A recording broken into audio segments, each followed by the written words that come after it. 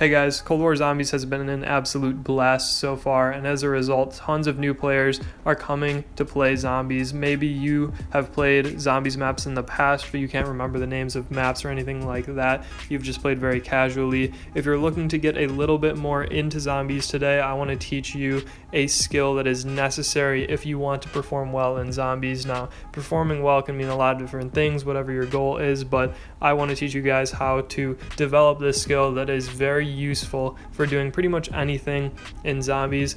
This is training. Now, this can be really useful just as a late round strategy. It's also just useful throughout the game. It's something that you want to be able to consistently do and you want to be good at it. So today I'm teaching you guys how to do that. If you look at the gameplay right now, kind of blurry, I know, but this is essentially what I'm doing. I'm training, and you can even rewind the video a little bit to see more so of what I was doing.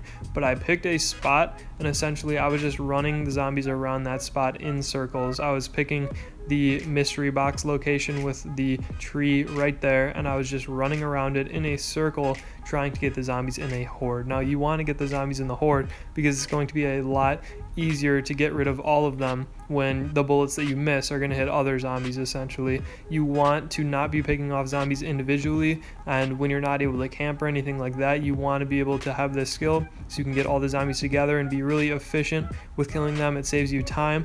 It's just easier in general to take them out, so I would definitely recommend doing what I was doing there. Again, if you kind of missed what I was doing, it's fairly self-explanatory. Pick that spot and just run around it. It can be an open area. You don't have to be running around something, but just make sure that you're just dodging the zombies like a running back. You know, you're hitting the hole and you're not running into them. That is super important. To make this easier, let's continue for the rest of this video to refer to that as a loop. Just running in a circle around an area, hoarding the zombies, that is going to be called a loop. And I want to establish that because there is a different type of loop, or essentially just a different type of movement that I'm going to show to you guys.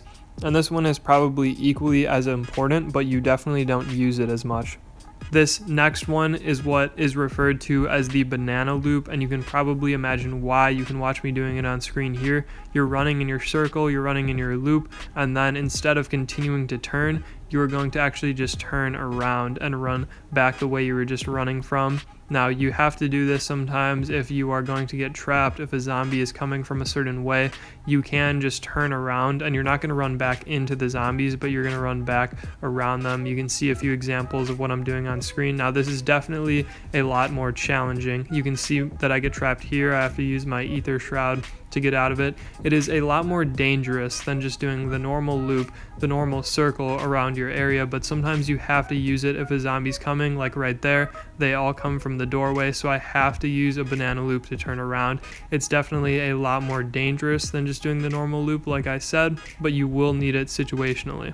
So just to summarize this for you guys are going to want to mainly pick an area and then run in a circle around that area, hoarding the zombies. When a zombie is coming at you and you are going to get trapped if you continue to run in that circle or in that loop, you can turn around, do a banana loop, essentially just retrace your steps, go back where you came from, and go the opposite way in that circle. Just make sure that you're not consistently doing that banana loop because it will get you into trouble pretty fast, but you will need to use that move every now and then to get yourself out of a sticky situation. Don't fully commit to running just in circles. Don't fully commit to doing just banana loops. Make sure that you're incorporating both into your training style, and honestly, it does take some practice. It does take some downs where you mess up, and you are going to learn when to do what. It's not super difficult, don't get me wrong, but it definitely takes a lot of practice in order to be like flawless and master this. For a few more examples, you guys can watch this round 11 exfil. It was pretty easy, but I trained for a bit in here. I actually don't know why it let me do it because this was actually round 12. But anyway, one last tip that I want to give you guys is, I've said this a few times as well, just make sure that you pick a spot. In that last clip, I was using the spawn area, but I wasn't using the entire spawn area. I just picked one section of it to train in. Ideally, in that spawn area, you could have multiple people training at the same time, and I think that it is very important to pick that spot because if you don't have a routine, you don't have a path that you're consistently taking, it can get a little bit more difficult. You do want to make sure you have a plan, and maybe that doesn't apply to to the mid rounds when you're kind of just using training because you have to. That's how you're getting around the map, and that's kind of just how you're avoiding zombies. But especially for a late round strategy, make sure that you're staying organized and you pick a spot to stay in, and you can pick a routine and a path. That's pretty much it, guys. I know this video may not have been the most descriptive or whatever, but I do hope that it was helpful and informative, and that you guys have a much better idea of how to train and use that skill in Cold War Zombies. Make sure you consider to subscribe if you want to see more videos like these. I will be continuing to post them, and you can always unsubscribe at any time if you're not interested anymore. But I want to tell you guys right now, I appreciate you a ton. Thank you so much for watching this video, and I'll see you guys later.